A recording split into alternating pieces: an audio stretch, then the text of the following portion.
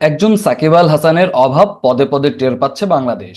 গুরুত্বপূর্ণ সময়ে উইকেট এনে দেবার মতো কেউ নেই। দলের বিপর্যয়েও রান করার মতো তেমন কেউ নেই। সাকিব আল হাসান দলে থাকা মানে 12 জন প্লেয়ার নিয়ে মাঠে নামা। কারণ তিনি ব্যাট হাতে যেমন দেশের স্কোরবোর্ডে যুক্ত করেন প্রয়োজনীয় রান, একইভাবে গুরুত্বপূর্ণ সময়েও তুলে নেন উইকেট। তাই তার শূন্যতা প্রতি মুহূর্তে ফুটে উঠছে। সাকিবের বিকল্প হিসেবে ধরা হয় মেহেদী হাসান মিরাজকে। কিন্তু তিনি মিরপুরের উইকেটে ঠিক যতটা সফল, দেশের বাইরের মাটিতে ঠিক ততটাই রংহীন। বিদেশের মাটিতে তিনি একেবারেই উইকেট পান না। সাকিবের মতো ব্যাটিংটাও করতে পারছেন না মেহেদী হাসান মিরাজ।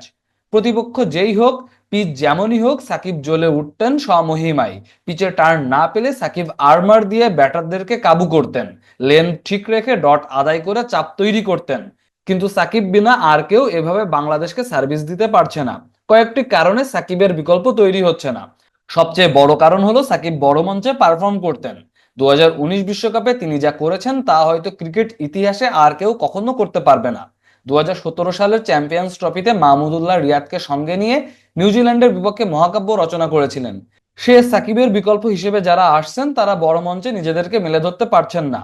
সাকিবের শূন্যতা পূরণ না হবার আরেকটা কারণ হলো সাকিবের মতো অভিজ্ঞ আর কেউ নেই। সারা বিশ্বে ফ্রাঞ্চাইজি লিগ খেলে বেড়ানো সাকিব আল হাসান যে কোনো কন্ডিশনে দ্রুত নিজেকে মানিয়ে নিতে পারতেন। টপ অর্ডার থেকে 7 নম্বর পজিশন পর্যন্ত সাকিব প্রায় সব পজিশনে ব্যাট করেছেন এবং সফল হয়েছেন। এমন একটা ব্যাটসম্যানের শূন্যতা সহজে পূরণ করা সম্ভব নয়। 15 বছর বয়স থেকেই দেশের হয়ে খেলছেন সাকিব আল হাসান। তখন থেকেই নিয়মিত ওডিআইতে 10 ওভার করে বল করতেন এবং ব্যাটিংয়ে উপরের দিকে খেলতেন। সাকিবের গুরু মোহাম্মদ সালাউদ্দিন খুব কাছ থেকে সাকিবকে বিশ্বসেরা হয়ে উঠতে দেখেছেন। তার হাতেই সাকিব ক্রিকেটের ব্যাকরণ শিখেছেন। আস্তে আস্তে এই সাকিব হয়ে উঠেছেন বাংলাদেশের জান, বাংলাদেশের প্রাণ।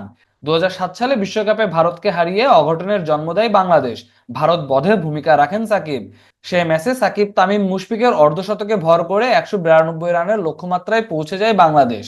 উদ্বোধনী টেস্টের প্রথম ইনিংসে 37 রান দিয়ে 7টি উইকেট তুলে নেন সাকিব আল হাসান। তখন পর্যন্ত বাংলাদেশি বোলারের এটিই ছিল টেস্টে সেরা বোলিং ফিগার। বাংলাদেশ সিরিজ হারে 2-0-তে, কিন্তু সাকিব 17.10 গড়ে 10টি উইকেট নিয়ে সিরিজের সর্বোচ্চ উইকেট শিকারী হন। ব্যাটে এবং বলে সমানভাবে ছড়ি ঘোরানো শুরু হয় এখান থেকেই। 2009 সালের 22 জানুয়ারি আইসিসি ওয়ানডে অলরাউন্ডার র্যাঙ্কিংয়ে 1 নম্বরে উঠে আসেন সাকিব আল হাসান। এরপর 2011 সালের আইপিএল নিলামে তাকে $4,25,000 দিয়ে কলকাতা নাইট রাইডার্স কিনে নেয়। তারপর থেকে সাকিব বিশ্বের বিভিন্ন দেশে ফ্রাঞ্চাইজি লিগ খেলে বেড়াচ্ছেন। বাংলাদেশের জন্য সাকিব এতটাই অপরিহার্য যে 2014 সালে নিষেধাজ্ঞার পর সাকিববিহীন বাংলাদেশ টানা 13টি আন্তর্জাতিক ম্যাচে হারের মুখ দেখে। 2019 সালের ওয়ানডে বিশ্বকাপে অনন্য সাকিবের সাক্ষী হয় ক্রিকেট বিশ্ব। প্রথম ক্রিকেটার হিসেবে সাকিব বিশ্বকাপের এক আসরে 500 রান ও 10 উইকেট শিকারের রেকর্ড গড়েন। ওই টুর্নামেন্টে সাকিবের ব্যাট থেকে আসে মোট 606 রান। তবে মাঠ ও মাঠের বাইরে সাকিব আল হাসান বিভিন্ন সময়ে সমালোচিত হয়েছেন।